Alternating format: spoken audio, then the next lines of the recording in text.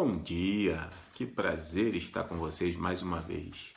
Aqui nós estamos estudando a lição ES 3.0 da Igreja Adventista do Fonseca. Hoje são 3 de dezembro de 2019. E essa semana nós vamos compartilhar com vocês, nossos amigos, a lição que tem como título Adorando ao Nosso Senhor. Adorando ao Senhor. E o título de hoje, terça-feira, ele vem falando sobre 2 grandes coros de ação de graça. Eu achei interessante ao estudar esse dia e compartilhar com vocês a tamanha organização feita para adorar o nosso Deus. Nós sabemos que a adoração e a música toca muito fundo no coração do ser humano. E a música era uma parte muito importante na adoração naquela época. Então tinha um ritual, tinha toda uma preparação, uma forma bem organizada para adorar ao Senhor. E Neemias, então, criou 2 grupos, ou seja, 2 coros de adoração de graça que eles caminhavam ao redor da cidade de Jerusalém. Então nós tínhamos 2 coros, onde um era administrado, ou seja, comandado por Esdras, e o outro era guiado por Neemias. E o coro, ele começava com acompanhamento de instrumentos magníficos que relata aqui na nossa lição, onde as pessoas ficavam maravilhadas pela organização, pelo tipo de canção, de música que eram administrada. E um grupo era conduzido por Esdras, que estava à frente, e o outro era conduzido por Neemias pela parte de trás, ou seja, cada um ia por um lado, ia pela frente, o outro ia contornando por trás de Jerusalém, mas quando chegavam em uma determinada área, eles se encontravam antes de entrar no templo. Imagine os 2 grupos, cada um louvando de um lado, né? Quem estava assistindo escutava aquele som maravilhoso, de repente os 2 se encontravam e ficavam assim frente a frente. E antes deles entrarem no templo, imagine como que era essa adoração. Quando os coros entravam no templo, eles ficavam de frente um para o outro.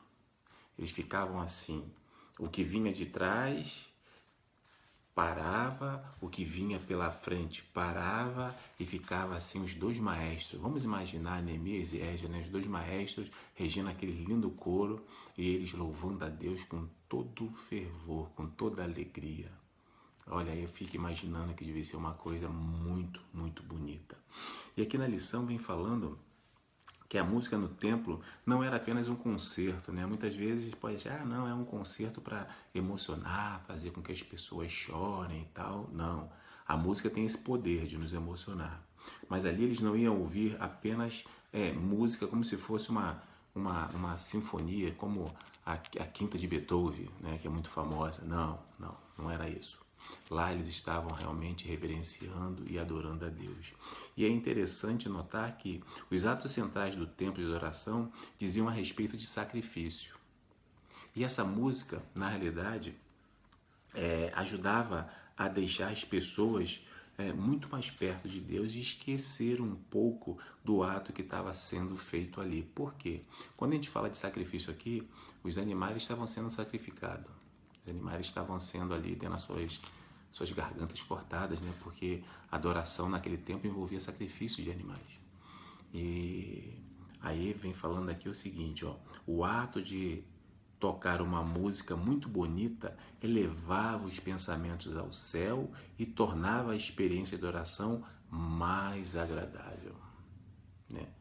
Então nós vemos aqui que em vez disso, enquanto a música cantava e tocava os instrumentos eram tocados, o povo, além de se emocionar, além de estar mais próximo de Deus, eles se curvavam em oração, eles se prostravam, pedindo as bênçãos de Deus e realmente adorando ao nosso Deus, a quem merece toda adoração, ao nosso Criador, né?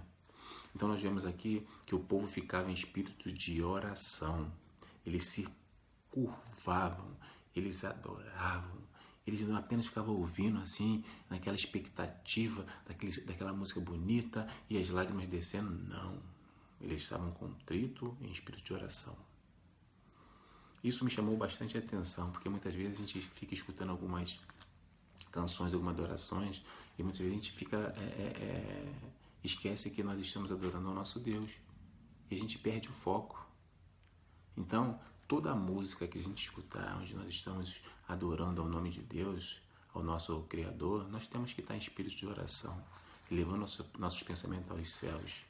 E aqui nessa lição vem falando isso pra gente. E aqui no finalzinho da lição diz o seguinte: na terra e no céu faz parte da experiência a adoração. Então nós vemos que não é só aqui, no céu também. No céu também nós temos a música como fazendo parte da adoração ao nosso Deus. Então, meus amigos, que nós possamos realmente ter sempre isso no coração.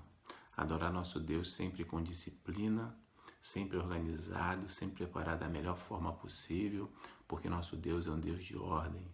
É um Deus que quer sim ser adorado, mas com respeito. Que nós possamos cada vez mais entender que nós somos verdadeiros adoradores. Nós não podemos ser clientes. Escutei um sermão falando que nós não podemos ser clientes, nós temos que ser servos. Nós temos que servir esse Deus maravilhoso. Que Deus possa nos abençoar, nos dar uma semana maravilhosa, que nós possamos sempre reconhecer e adorar esse Deus que fez o céu, a terra e o mar e tudo que nele há. Uma boa semana a todos. Não esquece de dar um like lá, um joinha no nosso lá e compartilhar com os amigos, tá ok? Um grande abraço a todos.